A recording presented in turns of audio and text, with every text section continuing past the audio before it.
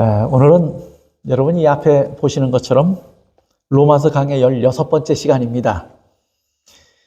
오늘 우리가 나눌 말씀의 제목은 이것이 그에게 의로 여겨졌다 하는 것입니다. 여러분들 주보를 받으셨죠? 주보에 오늘 우리가 함께 살펴볼 본문의 말씀이 기록이 되어 있습니다. 주보를 보시면서 오늘은 본문의 말씀을 먼저 읽고 이 말씀을 함께 좀 상고해 보도록 하겠습니다. 로마서 4장 18절부터 24절까지입니다. 제가 봉독하겠습니다.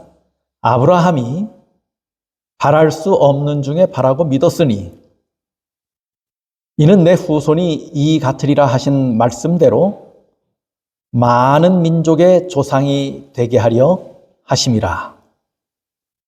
그가 100세나 되어 자기 몸이 죽은 것 같고 사라의 태가 죽은 것 같음을 알고도 믿음이 약하여지지 아니하고 믿음이 없어 하나님의 약속을 의심하지 않고 믿음으로 견고하여져서 하나님께 영광을 돌리며 약속하신 그것을 또한 능히 이루실 줄을 확신하였으니 그러므로 그것이 그에게 의로 여겨졌느니라. 제가 이 문장을 제목으로 가져온 것입니다. 이것이 그에게 의로 여겨졌다는 제목을 가져왔습니다. 그에게 의로 여겨졌다 기록된 것은 아브라함만 위한 것이 아니요 의로 여기심을 받을 우리도 위함이니 곧 예수 우리 주를 죽은 자 가운데서 살리신 이를 믿는 것이니라. 아멘. 아브라함은 특별한 사람입니다. 아브라함은 유대인의 조상일 뿐만 아니라 아랍 사람들의 조상이기도 합니다. 유대교의 조상이고 이슬람교의 조상이고 창시자고 기독교의 뭐예요? 또 창시자예요. 오늘 본문의 말씀 바로 직전에 로마서 4장 16절 17절에 보면 이렇게 기록했어요. 아브라함은 믿음에 속한 자에게도 그러하니 아브라함은 우리 모든 사람의 뭐라고요? 모든 믿는 사람들의, 이 세상에 있는 모든 믿는 사람들의 조상이다 그랬어요. 또 17절에 보면 내가 너를 많은 민족의 조상으로 세웠다 하심과 같으니 아브라함은 우리 모든 믿는 사람의 조상일 뿐만 아니라 누구의 조상이라고요? 여러 민족, 많은 민족의 조상이에요. 유대인들의 조상일 뿐만 아니라 아랍 사람들의 조상이기도 해요. 많은 민족의 조상이기도 하고 모든 믿는 사람들의 조상입니다. 그런데 성경은 오늘 우리가 읽은 본문의 말씀을 보니까 아브라함은 마치 믿음으로 의롭게 된 대표적인 사람의 실례로 기록이 됐어요. 그렇죠? 그래서 오늘 어떻게 우리가 의롭게 되는가 하는 것을 제대로 보고 이해하고 깨달으려면 누굴 보고 하라는 거예요? 아브라함을 보고 하라는 거예요.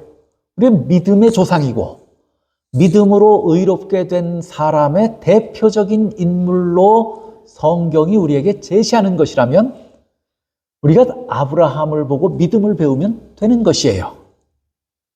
아브라함이 어떻게 믿음으로 말미암아 의롭게 되었고 어떻게 구원 얻었는가를 바라보면서 우리도 그렇게 뭐 할 수 있다는 거예요. 의롭게 될 수 있고 구원 얻을 수 있다. 오늘 본문의 말씀의 마지막에 뭐라고 말씀했어요? 의로 여기심을 받을 우리도 위함이니 아브라함만 위한 것이 아니고 아브라함은 실례로 들었지만 누구를 위한 것이라고요? 이것이 오늘 우리를 위한 것이다 라고 말씀합니다. 그래서 오늘 저는 본문이 우리에게 소개하고 가르치는 대로 아브라함의 믿음이 과연 어떤 믿음이었는지를 살펴보면서 우리도 아브라함과 같이 그렇게 믿으면 우리도 아브라함처럼 의로 우리의 믿음이 여기심을 받을 수 있을까요? 아브라함이 믿은 것처럼 우리도 그렇게 믿으면 아브라함이 구원 얻은 것처럼 우리도 구원 얻을 수 있을까요? 오늘 사도 바울은 우리에게 로마서에 그것을 분명하게 기록해서 우리에게 제시하고 가르칩니다. 아브라함을 우리 앞에 세운 것이에요. 오늘 우리는 본문을 보면서 아브라함을 보게 될 것입니다. 아브라함이 과연 어떤 믿음을 가졌는지 살펴볼 것입니다. 우리가 어떤 믿음을 본받고 배워야 하는지를 깨달아야 할 것입니다. 오늘 저는 아브라함의 믿음의 특성이 무엇인지를 좀 설명하려고 해요. 오늘 본문이 그것을 다 가르쳤어요. 아브라함의 믿음의 특성이 뭐예요? 오늘 우리가 아브라함의 믿음을 봤어요. 성경이 뭐라고 정의했는지, 아브라함의 믿음을, 그 특징이 무엇이라고 정의했는지를 우리가 오늘 본문을 통해서 봤습니다. 아브라함의 믿음의 특징들, 첫째, 로마서 4장 18절, 오늘 본문의 첫 번째 말씀이에요. 4장 18절에 보면 아브라함이 바랄 수 없는 중에 바라고 믿었으니 그랬어요. 그랬죠? 그러면 아브라함의 믿음의 특징은 뭐예요? 아브라함이 가진 믿음의 특징이 뭐예요? 특성이. 뭘 믿었다는 거예요? 바랄 수 없는 것을 바랄 수 없는 중에 바라고 믿었다 그랬어요. 이 말이 무슨 말이죠? 믿을 만한 것을 믿었다는 얘기입니까? 상식적으로 가능하기 때문에 믿었다는 얘기입니까? 논리적으로 다 이해되었기 때문에 믿었다는 얘기입니까? 그 말이 아니지요. 믿을 수 없는 것을 믿었다는 거예요. 희망이 전혀 보이지 않을 때 믿었다고 하는 것입니다. 세계적인 수학자인 파스칼이 믿음의 정의를 이렇게 내렸어요. 그 사람은 기독교인도 아닌데 믿음의 정의를 이렇게 내렸어요. 믿음이란 이성을 십자가에 못 박는 것이다. 다시 말하면 이성적으로 이해되지 않아도 뭐 하는 것이라는 거예요. 이성적으로 이해되지 않아도 믿는 것이에요. 이성을 죽이는 것이라고 그랬어요. 십자가에 못 박는 것이에요. 이성적으로 동의할 수 없어도 믿고 받아들이는 것. 그것이 믿음이라고 설명합니다. 여러분 성경에 있는 많은 믿음에 대해서 기록한 내용들을 보세요. 오늘 특찬 가운데서도 보셨어요. 예수님을 바라보고 물 위로 뛰어내렸는데 바다 위에서 뭐 해요? 걸어요. 바다에 뛰어내리면 빠집니까? 물 위에 설 수 있습니까? 여러분이 그렇게 하시면 하실 수 있어요?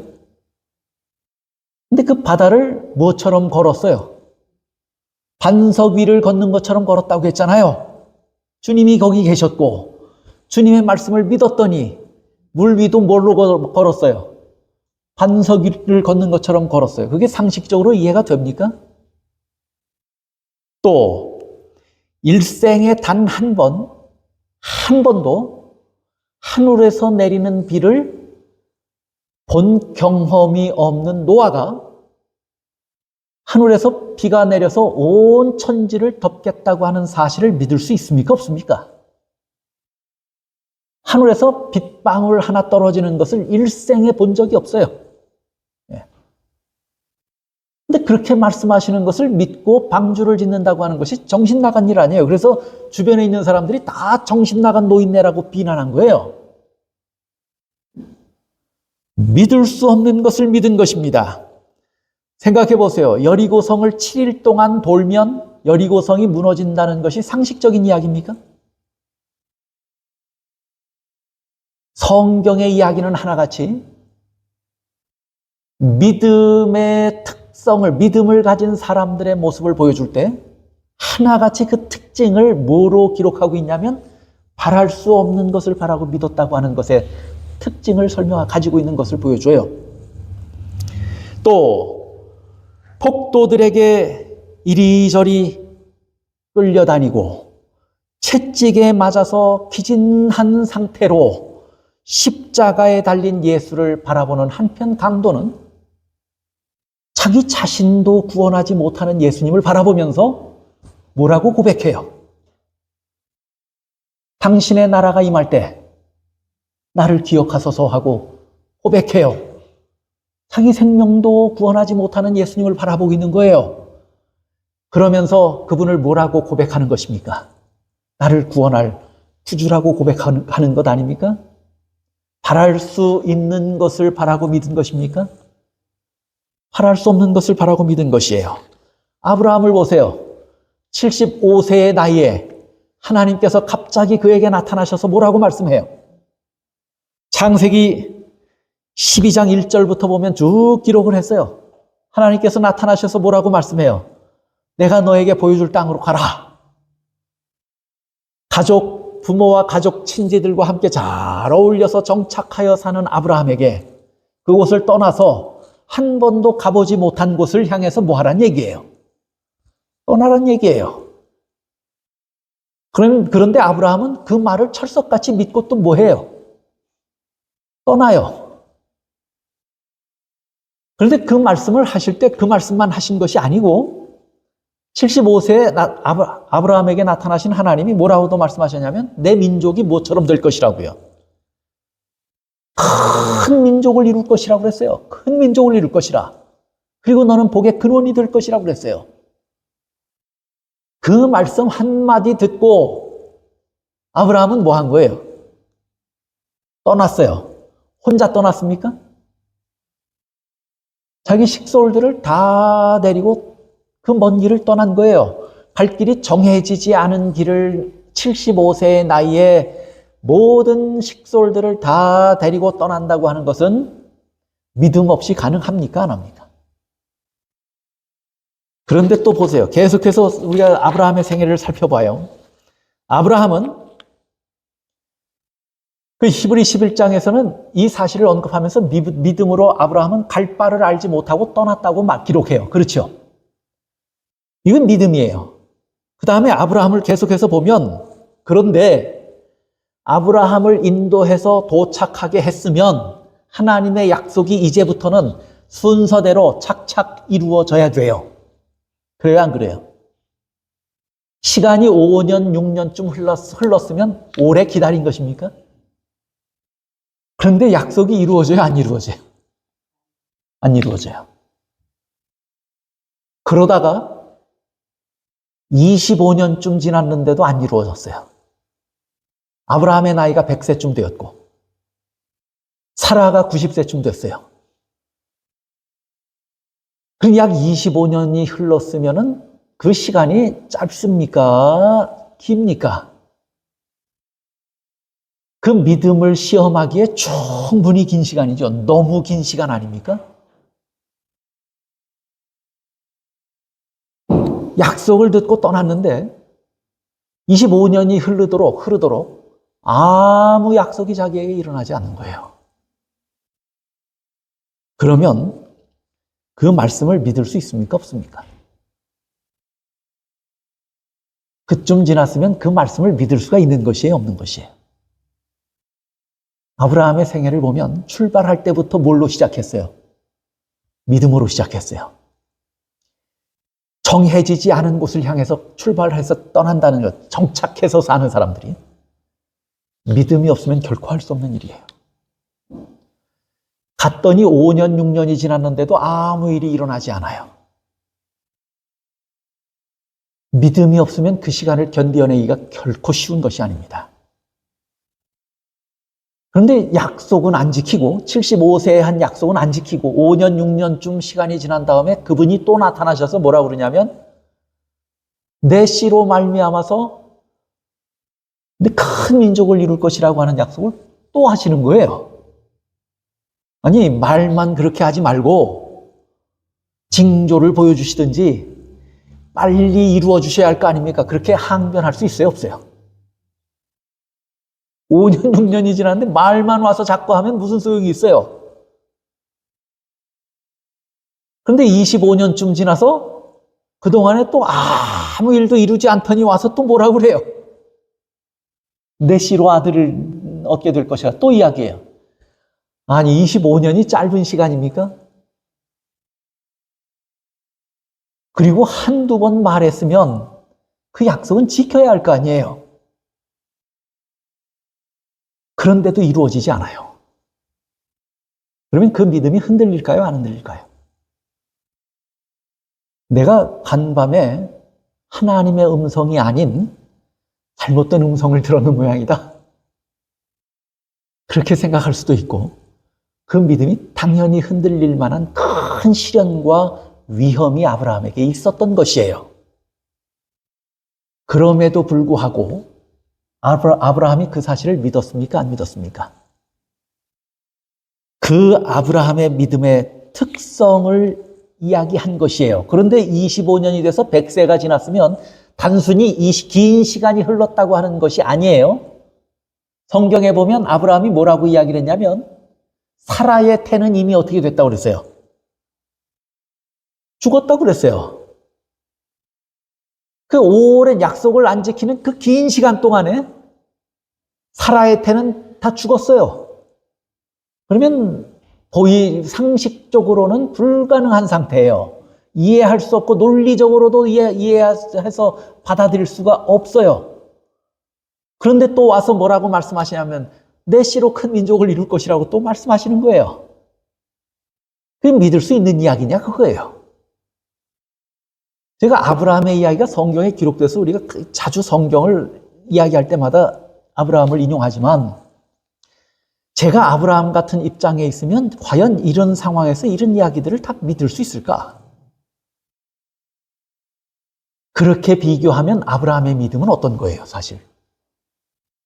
우리가 감히 넘볼 수 없는 큰 믿음이라고 하는 사실은 의심의 여지가 없습니다.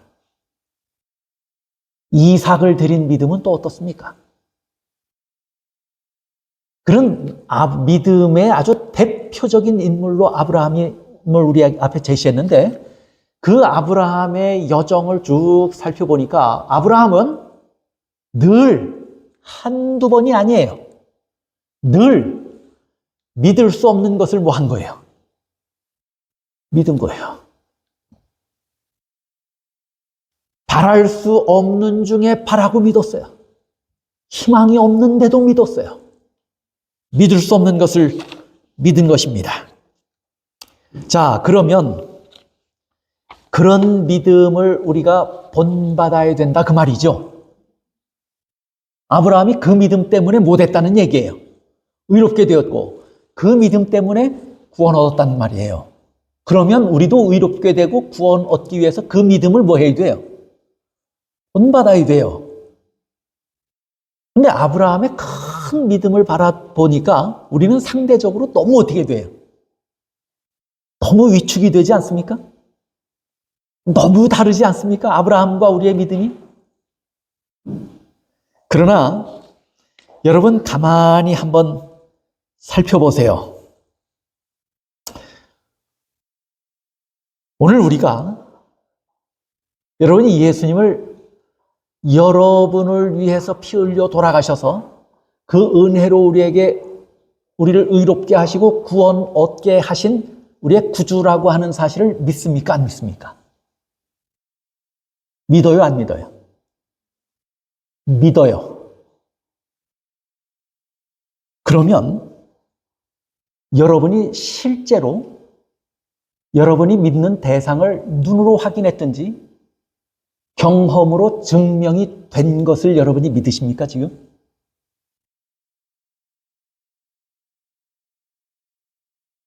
상식, 그래서 이 사실을 안 받아들이는 세상에 수없이 많은 사람들을 보십시오. 그런 사람들하고 비교하면 여러분은 믿을 수 없는 것을 믿고 있는 거예요. 그래요, 안 그래요? 우리가 아브라함의 믿음 앞에 서면 우리가 한없이 초라하고 작아 보여서 우리는 죽을 죄인입니다. 이런 이야기밖에 안 나오지만 사실 가만히 생각해 보면 저나 여러분들의 믿음은 세상에 많은 사람들이 가지지 못한 그런 믿음을 가지고 있어요, 우리가. 또 살펴보세요. 믿을 만한 분인가 여러분이 논리적으로 따져봐서 100% 이해되었고 논리적으로 타당하기 때문에 여러분이 그것을 지금 받아들였습니까? 의심의 여지가 단 하나도 남지 않았기 때문에 믿고 있습니까?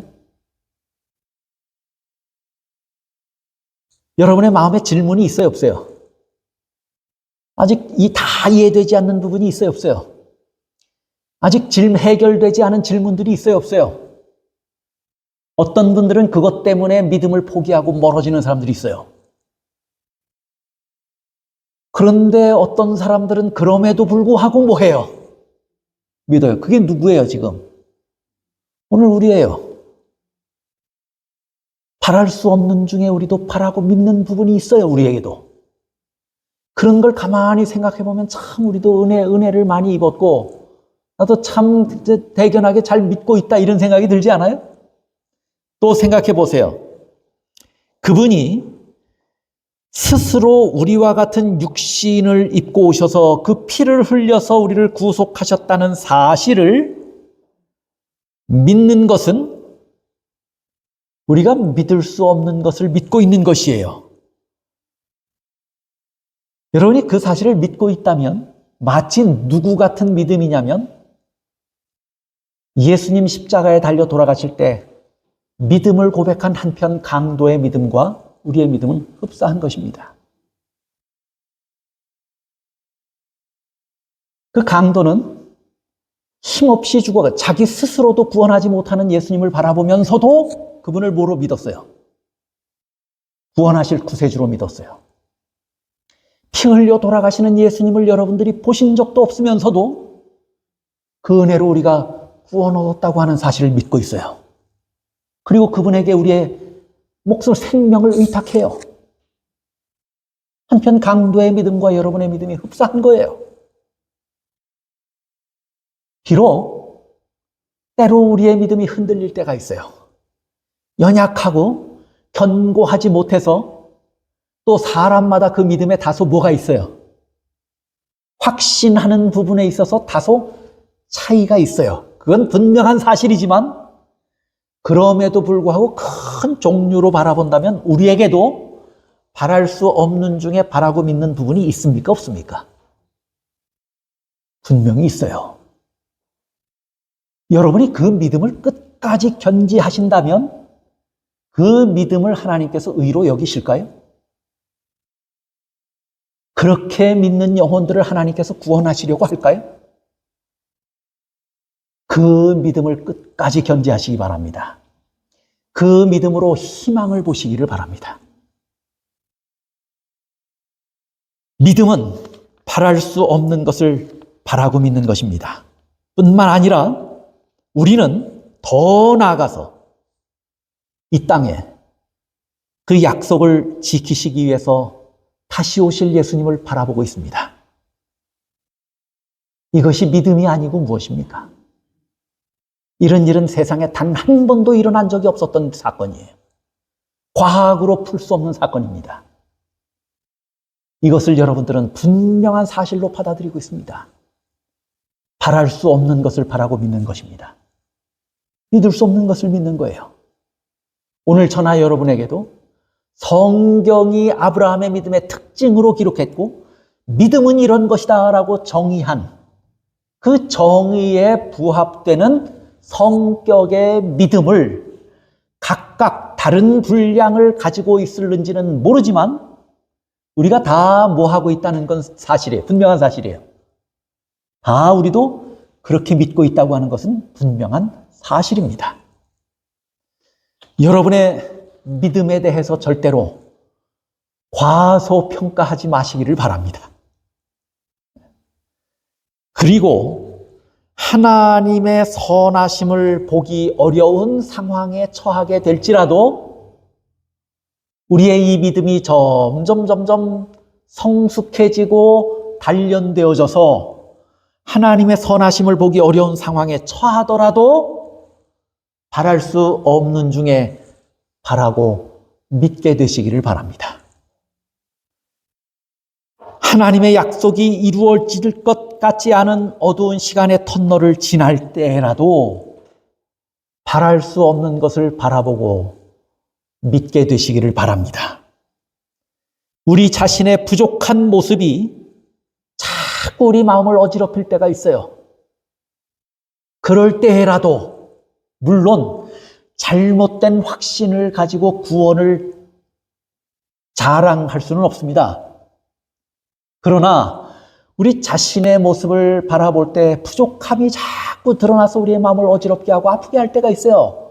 고민하게 할 때가 있어요. 그러나 그럼에도 불구하고 하나님의 은혜는 우리를 용납하고 구원하실 수 있다고 하는 믿음을 가지고 하나님의 은혜와 하나님의 구원을 바라보게 되시기를 바랍니다. 이것이 우리에게 가르쳐주는 복음이에요. 자, 그런데 그래서 시대의 소망에도 이렇게 얘기를 해요. 시대의 소망 317쪽. 모든 죄인이 그리스도께 나오는 것도 이와 같다. 자, 모든 죄인이에요. 우리를 구원하시되 우리의 행한 바 의로운 행위로 말미암지 아니하고 오직 그의 긍휼하심을 쫓아 하셨다. 디도서 3장 5절의 기록입니다. 이것을 인용했어요. 모든 죄인이 이와 같다 그 말이에요.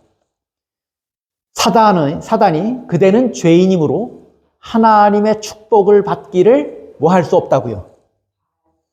바랄 수 없다고 말한다 그거예요. 그럼 바랄 수 없는 중에 우리는 뭐 해야 돼요? 바라고 믿어야 돼요.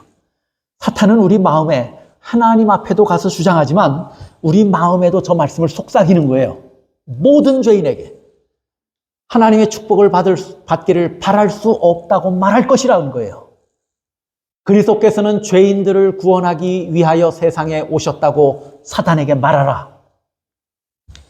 그렇게 사단이 우리의 마음에 들어와서 우리에게 속삭이고 우리를 유혹하거든 뭐라고 말하라고요? 그럼에도 불구하고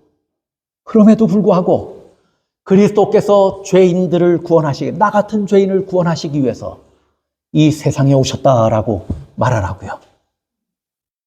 바랄 수 없는 것을 바란다고 우리에게 사단은 꾸짖을 수 있어요. 그때라도 우리에게 뭐라고 말하냐면 바랄 수 없는 것을 바라고 믿으라고 가르치는 거예요. 이것이 성경의 가르침이고 증언의 말씀이 우리에게 주시는 권면입니다. 자, 그러면 한번 생각해 보세요. 이런 믿음은 과연 어디서 생겨날까요? 어떻게 생겨날까요? 믿을 수 없는 것을 믿는 것은 어떻게 생겨날까요? 무엇이 오늘 저와 여러분을 또 성경이 증언한 아브라함을 그렇게 믿게 만들었을까요? 바랄 수 없는 것을. 아브라함이 본래 훌륭했습니까? 과연 무엇이 아브라함을 그렇게 믿게 만들었느냐 그거예요. 또 오늘 우리를 과연 무엇이 그렇게 믿게 하느냐 그거예요. 여러분이 그 말을 들었기 때문에 그렇게 그대로 받아들인 것입니까? 어떤 사람은 콩으로 메주를 쓴다고 해도 믿을 수 있어요, 없어요? 그 사람이 콩으로 메주를 쓴다 이렇게 말해도 어떤 사람은 못 믿어요. 왜 못 믿어요? 콩으로 메주를 쓴다는 말이 맞잖아요. 맞는 말이잖아요. 근데 왜 못 믿어요? 그 말을 한 존재를 못 믿기 때문이에요. 또 어떤 사람은 잘 이해되지 않는 말을 하는데 믿을 때가 있어요.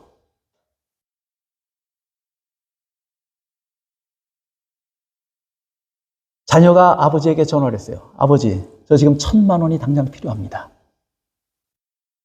이 아버지가 이유를 묻지 않아요. 아무 이유를 묻지 않고 핑계를 이야기하지 않고 아무런 부연하는 무슨 대답이나 질문이나 아무 말 없이 아들에게 계좌번호 불러라. 이 1,000,000원을. 이 아버지는 그렇게 돈이 많은 사람이 아니에요. 아들이 갑자기 어느 날 1,000,000원이 필요하니 보내주십시오 하면 왜 그럴까? 궁금해요? 안 궁금해요? 남들이 1,000,000원이 필요하니 보내주십시오. 그러면 여러분 그거 믿고 보내겠어요? 아들이 할 때는 여러분이 어때요? 그렇게 한 말이 상식적으로 이해돼서 믿는 게 아니에요. 그 말을 한 사람을 믿는 거예요. 콩으로 매주를 쓴다고 해도 안 믿으면 그 말을 한 사람이 믿을 수 없는 사람이기 때문이에요. 다 이해되지 않고 다 해결되지 않았는데도 돈을 보낼 수 있는 것은 이 아버지는 아들을 믿고 있기 때문이에요.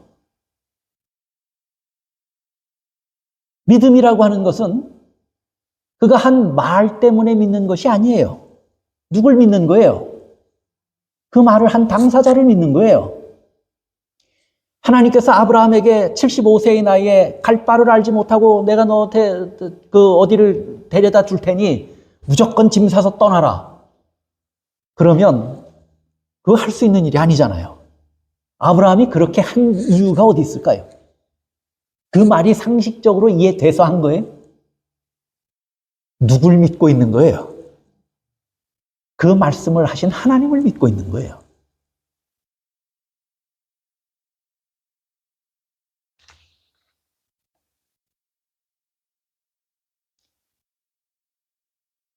마태복음 15장에 보면 이런 말씀이 있습니다. 이에 예수께서 대답하여 이르시되 여자여 내 믿음이 크도다. 내 소원대로 되리라 하시니 그때로부터 그의 딸이 나으니라. 이 마태복음 15장에 보면 제가 28절 한 절만을 여기 인용을 했지만 한 여인이 이방 여인이 예수님으로부터 그 믿음에 대해서 큰 칭찬을 받으셨어요. 내 믿음이 뭐하다고요? 크다고요. 그런데 이 칭찬을 받은 사람이 누구냐면 이방 여인이에요. 가나안 여인이에요. 가나안 여인이 예수님께 나왔어요. 예수님께 나와서 뭐라고 말씀하시냐면 내 딸이 흉악한 귀신에 들렸나이다 하면서 뭐라고 말해요? 내 딸이 흉악한 귀신에 들렸습니다. 도와주십시오. 그렇게 이야기를 했어요. 그랬더니 예수님이 뭐라고 말해요? 그 여인에게 뭐라고 말해요? 나는 이스라엘의 잃어버린 양 외에는, 이스라엘 집안에 잃어버린 양 외에는 다른 데로 보내심을 받지 아니하였다라고 말합니다. 그 말은 가나안 여인에게 있어서는 절망과도 같은 이야기 아닙니까? 나는 이방 여인이요, 가나안 여인인데 예수님께 도움을 요청했더니 예수님은 뭐라고 말하냐면 나는 너희 같은 사람을 위해서 도와주러 온 사람이 아니야. 이스라엘, 내 집의 사람들을 위해서만 나는 도와주러 온 사람이야. 이렇게 말했어요. 그러면 이 여인의 간청을 예수님은 뭐 한 거예요, 지금? 거절한 거예요. 근데 그렇게만 말씀한 것이 아니고 이번에는 그 여인의 자존심을 아주 심하게 긁습니다. 뭐라고 말씀하시냐면 자녀의 떡을 취해서 개에게 던지는 것이 마땅하다고요? 마땅치 않다고요? 이 말을 들으면 얼마나 모욕적이고 치욕스럽습니까? 그러면 간청을 포기할 만도 하잖아요. 나는 너희를 위해서 도와주러 온 사람이 아니야. 그 말은 안 도와주겠다는 얘기 아니에요. 그런데다가 너희는 마치 뭐 같은 자들이라는 거예요. 개 같은 사람들이다. 참 죄송스럽습니다. 욕 같아서. 네. 그런 자들이다. 그러면 속된 말로 더럽고 치사해서 그냥 갈 거 아니에요. 그런데 이 여인이 뭐라고 그래요? 옳소이다. 그렇게 말씀하신 것이 옳습니다. 그러나 주인의 밥상에서 떨어지는 부스러기를 뭐가 먹는다고요? 개들이 먹는다고요. 얼마나 자기를 주님 앞에서 겸비하게 낮추고 주님의 은혜를 간구합니까? 주님은 한 번도 아니고 두 번씩이나 그 가슴에 못을 박아가면서까지 거절했어요. 그런데 이 여인이 누굴 믿고 있는 거예요? 그래서 믿음이 크다고 그랬어요. 예수님의 말씀을 믿는 것 때문에 믿음이 크다고 그랬으면 이 여인은 화내고 돌아갔어야 돼요. 왜냐하면 예수님의 말씀은 뭐예요?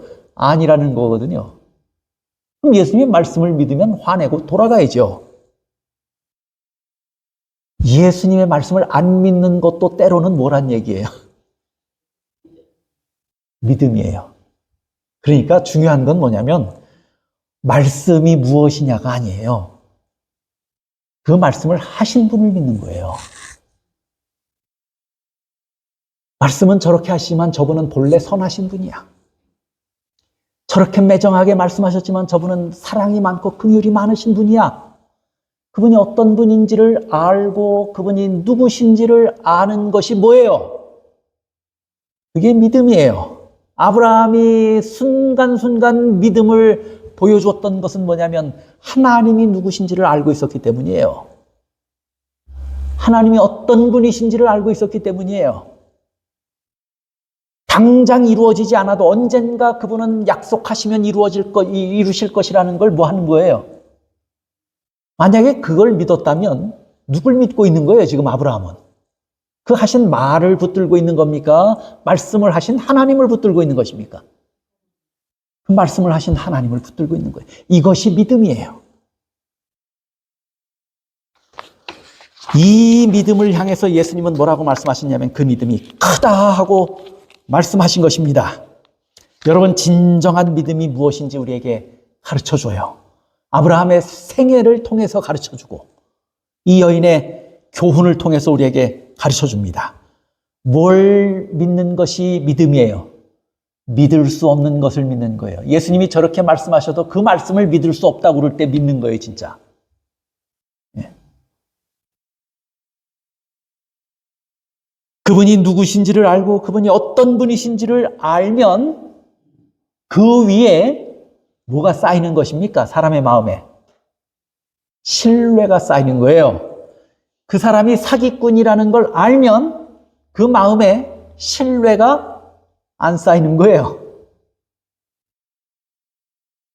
그분이 누군지를 바르게 알아갈 때 그분에 대한 신뢰가 생기고 그 신뢰가 믿음인 것입니다. 진정한 믿음은 하나님을 알고 신뢰하는 것입니다. 그때에만 그분이 무엇을 말씀하고 무엇을 약속하더라도 그때 그것이 우리의 상식과 경험과 지식에 맞지 않더라도 그분의 하신 말씀을 뭐 할 수 있는 거예요? 믿을 수 있는 거예요. 여러분이 신앙생활 하시는 중에 하나님을 알고 바르게 알고 그분을 신뢰할 수 있게 되기까지를 여러분이 노력하시게 되기를 바랍니다. 그것이 우리 안에서 이루어질 때 그분의 하신 모든 말씀이 뭐 할 수 있는 거예요? 믿어지게 되는 것이에요. 노아가 믿을 수 없는 이야기를 하셨어도 방주를 지었다고 하는 것은 다른 한편에서 무엇을 가르쳐 주냐면 노아와 하나님과의 관계가 어떠했는지를 보여주고 있는 것입니다. 하나님을 알았고 하나님을 신뢰했기 때문에 믿을 수 없는 이야기를 했음에도 불구하고 노아는 뭘 진 거예요? 방주를 진 거예요. 오늘 우리에게 성경은 분명하게 가르치고 권면합니다. 하나님의 말씀을 순종하고 믿기, 신뢰하기 이전에 누구를 믿는 법을 배워야 돼요? 하나님을 바르게 알고 하나님을 신뢰하는 법을 배우셔야 합니다. 이것이 우리를 어떤 형편에서도 하나님을 믿고 따르게 하는 믿음을 가지게 합니다. 그 다음에 아브라함의 믿음의 특성이 또 있어요. 바랄 수 없는 중에 바라고 믿은 거예요. 두 번째는 로마서 4장 19절 20절에 보면 아브라함의 믿음은 뭐 해졌다고 그랬어요? 견고해졌다고 그랬어요. 로마서 4장 19절 20절 보세요. 그가 100세나 되어, 거의 99세죠 사실은. 100세나 되어 자기 몸이 죽은 것 같고 자기 몸도 죽었어요. 또 사라의 태가 죽은 것 같음을 알고도 믿음이 뭐해지지 않았어요? 약해지지 아니하고 믿음이 없어서 하나님의 약속을 뭐도 하지 않았어요? 의심도 하지 않았고 믿음으로 오히려 뭐해졌다고요? 견고하여져서 하나님께 영광을 돌렸다 그랬어요. 아브라함의 믿음의 특성을 저는 오늘 본문을 통해서 두 가지로 좀 나눠서 설명을 드리려고 한 거예요. 첫째는 바랄 수 없는 중에 바라고 믿었던 것이 아브라함의 믿음의 특성이에요. 우리도 그렇게 해야 합니다. 둘째는 아브라함의 믿음은 어떻게 된 믿음이에요? 견고해진 믿음이에요. 그래요, 안 그래요? 견고해진 믿음이에요. 여러분, 믿음은 잘할 수 있습니까? 없습니까? 믿음은 잘할 수 있어요. 또 믿음은 뒤로 물러서서 연약해질 수도 있습니까? 없습니까? 믿음은 뒤로 물러서서 연약해질 수도 있어요. 그리스도인의 믿음, 보통은 그리스도인의 믿음이 처음부터 흔들리지 않는 완전한 믿음으로부터 시작합니까? 그리스도인이? 그의 삶을? 저나 여러분이 첫 믿음을 시작할 때 흔들리지 않는 완전한 믿음을 가진 채로 시작을 했습니까?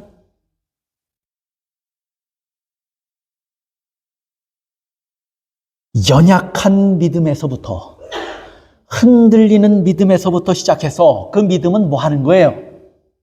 점점 자라가는 것이에요. 그것이 그리스도인의 믿음이에요.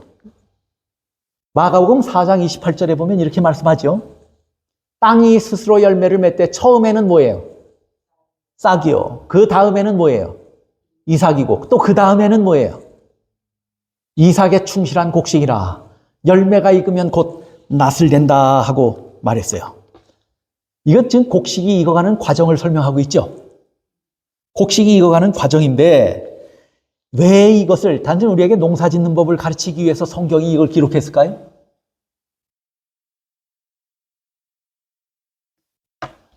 그리스도인이 첫 발자국을 뗀 다음부터 어떻게 성장해 가는가를 가르쳐주기 위해서 기록한 것이죠. 또 우리의 믿음이 연약하고 흔들리는 연약한 믿음에서부터 어떻게 자라가는지를 가르치기 위해서 기록한 것이죠. 그래서 이 사실을 실물교훈에서는 뭐라고 말하냐면 보세요. 씨가 발아하는 것은 영적 생활의 시작을 나타내고, 자, 농사 짓는 법을 가르친 게 아니에요. 뭘 가르친 거예요? 우리의 영적인 상태, 우리의 영적인 생활, 삶을 가르치기 위해서 들었다는 거예요. 근데 씨가 발아하는 것은 영적인 생활이 뭐 한 거예요? 시작된 거예요. 그리스도인의 성장에 대한 아름다운 표상이에요. 씨가 발아해서 싹이 나고 이삭이 되고 이삭에 충실한 곡식이 되는 것은 그리스도인 성장에 대한 아름다운 표상이에요. 천연계에서와 마찬가지로 영적 세계에서도 자라남이 없이는 생명이 있을 수 없다 그랬어요. 계속해서 보세요. 식물은 자라나지 않으면 죽는다. 식물이 자라는 소리도 없고 눈에 띄지도 않으나 끊임없이 계속하여 자라는 것처럼 그리스도인 생애의 발전도 그와 같다. 발전의 단계마다 우리의 생애가 뭐 할 수 있다고요? 발전의 단계마다 우리의 생애가 완전해질 수 있다 이렇게 말해요. 믿음이라고 하는 것이 어떻게 된다는 얘기예요? 자라간다는 것이에요. 아브라함이 가진 믿음의 특성이 뭐란 얘기예요? 그 믿음이 자라가더니 어떻게 됐단 얘기예요? 견고해졌단 얘기예요. 우리의 믿음의 특성도, 우리가 걷는 믿음의 길도 이래야 돼요. 그 매 자라는 발전의 단계마다 우리의 생애가 완전해져야 돼요. 성경도 그 사실을 분명하게 얘기합니다. 사도 바울이 데살로니가 교회에 보낸 편지예요. 데살로니가 후서 1장 3절, 형제들아 우리가 너희를 위하여 항상 하나님께 감사할지니 이것이 당연함은 너희의 믿음이 어떻게 됐다고요? 사도 바울이 데살로니가 교회를 생각하면서 감사해요. 왜 감사해요? 그 교회, 교인들의 믿음이 어떻게 됐다는 얘기예요. 처음엔 어땠을까요? 이 교회가. 보세요. 처음엔 어땠는지. 데살로니가 전서 3장 10절. 주야로 심히 간구하면 지금 걱정하며 기도해요. 사도 바울은. 너희 얼굴을 보고 너희 믿음이 뭐한 것을 처음에 사도 바울이 염려하며 기도했어요. 데살로니가 전서에 데살로니가 교회를 위해서 먼저 보낸 편지를 보면 데살로니가 교회를 바라보면서 염려해요. 왜 염려하고 기도합니까? 그들의 믿음이 뭐해요? 아직은 연약해요. 믿음이 부족해요. 그런데 후서를 보낼 때쯤 되니까 그들의 믿음이 어떻게 됐어요? 자라났어요. 그것을 보고 사도 바울이 뭐 한다고 이야기해요? 감사한다고 이야기해요. 교회가 믿음이 이렇게 뭐 한 겁니까? 자란 것이에요. 교회가 믿음이 자란 것이에요. 자, 로마서에 보면 아브라함의 믿음이 이런 것이었다는 거예요. 오늘 우리 교회도 이래야 될까요? 아까 우리가 본문의 말씀에 제일 마지막 절에 보니까 24절에 보니까 아브라함뿐만이 아니고 누구를 위한 기별이에요, 그것이. 오늘 우리를 위한 기별이에요. 그러면 우리도 아브라함처럼 바랄 수 없는 것을 바라고 믿는 믿음을 가져야 되고, 그 다음에 두 번째는 우리의 믿음은 뭐 하는 믿음이어야 된다는 얘기예요. 자라가는 믿음이어야 된다는 얘기예요. 여러분의 믿음이 날로 성장해 가는지를 보시길 바랍니다. 하나님은 그것을 보시는 거예요. 우리 안에서 그걸 보길 원하시는 거예요. 교회가 그렇게 되기를 원하시는 거예요. 그러면서 자라는 매 단계마다 완전하다고 말씀하시는 거예요. 자, 그러면 아브라함의 모습이 이랬는데, 아브라함은 한번 진지하게 우리가 살펴보세요. 아브라함은 진짜로 처음부터 완전한 믿음을 가졌기 때문에 단 한 번도 실패한 적이 없습니까? 아브라함은 단 한 번도 믿음에 실패해 본 적이 없는 사람이에요? 처음부터 완전했기 때문에? 아니에요. 로마서 4장 19절에 보세요. 아브라함의 믿음이 약하여지지 아니하고 그랬어요. 근데 약하여진 적이 있습니까? 없습니까? 또, 믿음이 없어서 하나님의 약속을 의심해 본 적이 없다고 그랬어요. 하나님의 약속을 의심해 본 적이 있어요? 없어요? 그러면 우리는 좀 의아한 구석이 남아요. 아브라함이 진짜로 믿음이 약하여진 적이 없었나? 또 아브라함은 진짜로 한 번도 의심해 본 적이 없었나? 여러분의 대답은 무엇입니까? 살아남는 이들 77쪽 보세요. 아브라함과 사라가 만일 하나님을 믿고 신뢰하여 아들을 낳으리라는 약속이 성취되기를 기다렸다면, 만일 그렇게 했더라면 많은 불행을 면했을 것이다. 근데 많은 불행을 겪은 것 보니까 그렇게 했단 얘기예요? 안 했단 얘기예요?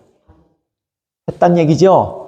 아들을 낳으리라는 약속이 성취되기를 기다리지 않았어요. 그렇죠? 이 일에 실패했어요? 실패하지 않았어요?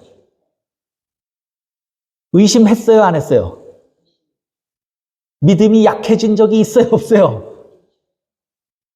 이 점에 있어서 두 사람이 다, 아브라함과 사라 두 사람이 다 하나님의 권능에 대한 믿음과 절대적인 신뢰가 뭐 했다고요? 그런데 왜 성경은 의심한 적도 없고 믿음이 연약해져 본 적도 없다, 그렇게 왜 말씀했을까요? 우리 눈에도 분명히 보이는데 하나님의 눈에는 왜 안 보였을까요? 우리 눈에 분명히 보이는데 하나님은 왜 아브라함의 이 문제에 대해서 눈 감으셨을까요?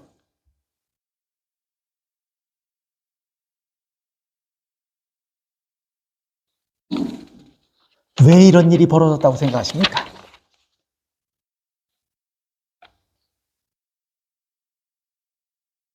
여러분, 이것이 죄인들을 바라보시는 하나님의 심정이에요.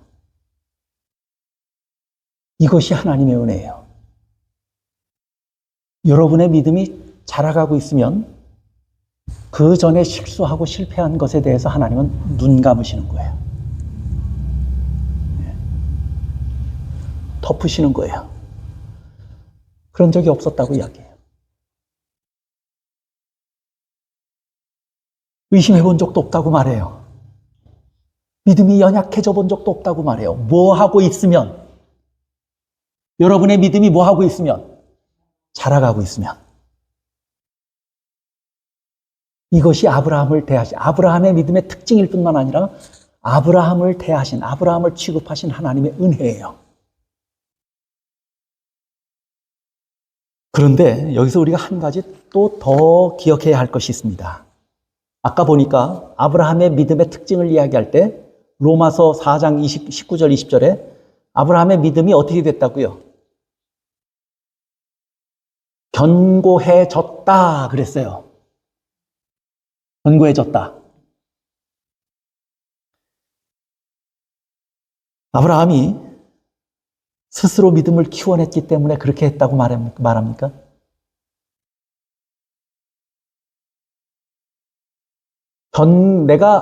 내가 스스로 노력해서 견고해졌단 말이에요? 아니면 외부의 힘에 의해서 내가 견고하게 되었다 그 말이에요?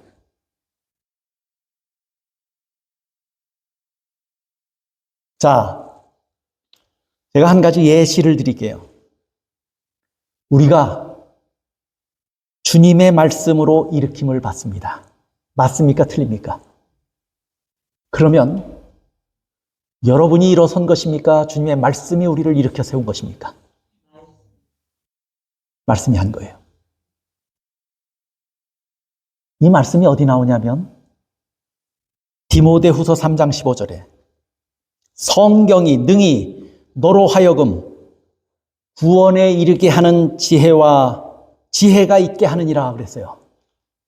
자, 그러면 구원에 이르게 하는 지혜를 우리가 스스로 어디서 얻어온 것입니까? 아니면 성경이 우리를 그렇게 했다고 말하는 것입니까?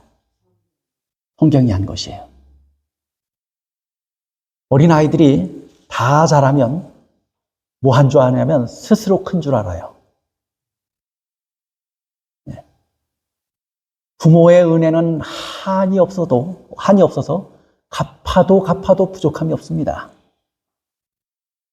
그럼에도 불구하고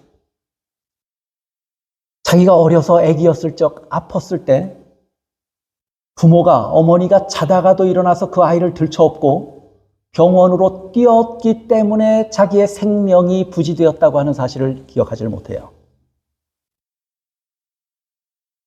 때가 되면 젖을 물리워서 키웠다고 하는 사실을 아이들이 기억하지 못해요. 진 자리 마른 자리 갈아뉘으셨기 때문에 그 아이가 건강하게 자랐다고 하는 사실을 기억하지 못해요. 스스로 큰 줄 알아요. 부모의 은혜를 몰라요.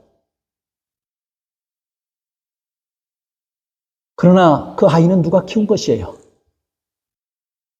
부모가 키운 거예요. 그 아이는 스스로 컸다고 생각하지만 부모가 키운 거예요. 아브라함의 믿음이 견고해졌다고 하는 이유는 아브라함이 스스로 이루어낸 것이 아니에요. 아브라함이 노력해서 이제는 실수했지만 이제는 그러지 말아야지 했기 때문에 이루어진 게 아니에요. 아브라함의 믿음을 견고하게 만들어간 사람이 누구예요? 하나님이에요. 아까 마가복음에 있는 말씀을 제가 설명을 드렸어요. 신앙의 몇 단계를 말씀드렸는데 여기도 보세요. 처음에 땅이 뭘 맺었다고 그랬어요? 농부가 맺는 것입니까? 땅이 맺는 것입니까? 땅이 맺는 거예요. 여러분의 믿음이 자라도 여러분이 스스로 한 것이 아니에요. 여러분의 믿음이 견고해지는 것도 여러분 스스로 한 일이 아니에요. 그 안에서 역사하시는 하나님의 은혜가 있고 하나님의 능력이 있기 때문이라고 하는 사실을 기억하셔야 합니다.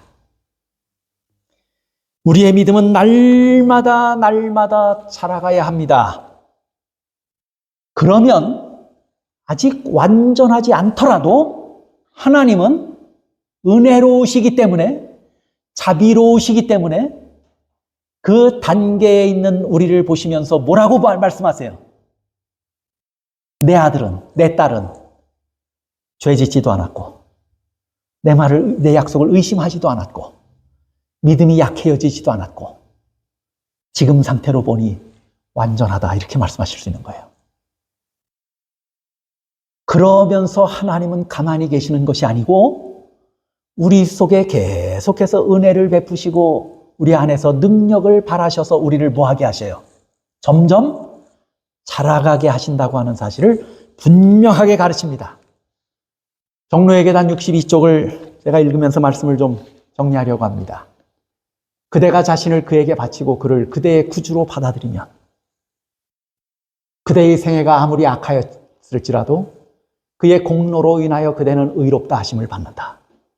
과거는 중요하지 않아요. 계속해서 이렇게 말합니다.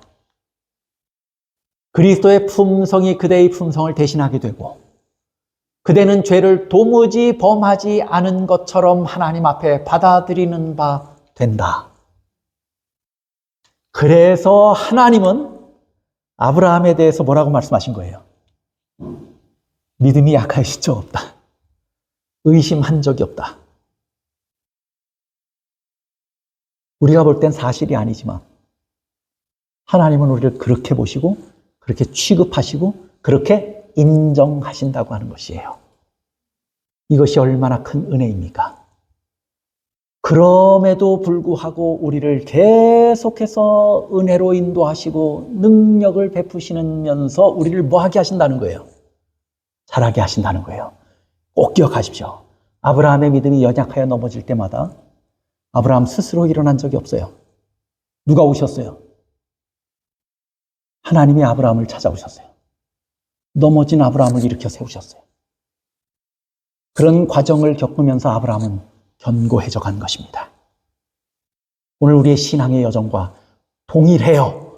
그래서 뭐라고 말씀하셨냐면 이것은 아브라함뿐만이 아니고 누구를 위한 것이라고요? 다시 보세요.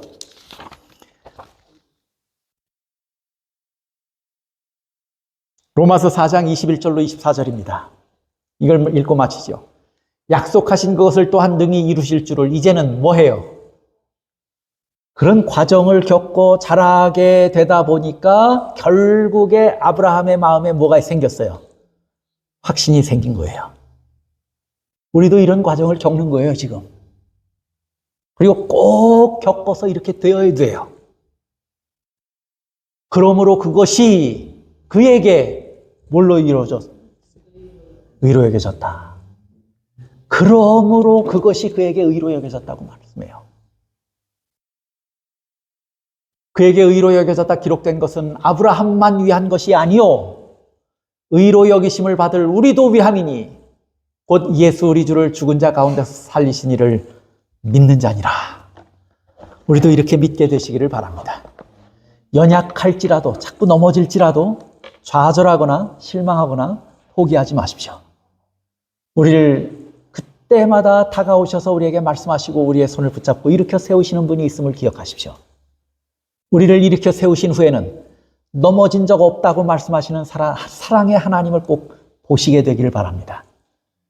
그리고 우리의 손을 놓지 않고 계속해서 우리를 이끌어 가셔서 우리가 이제는 의심하지 아니하고 확신하는 단계에 이르기까지 자라게 하시는 하나님의 은혜를 꼭 붙들고 그 은혜를 따라 함께 걸어가십시다. 말씀을 마치겠습니다.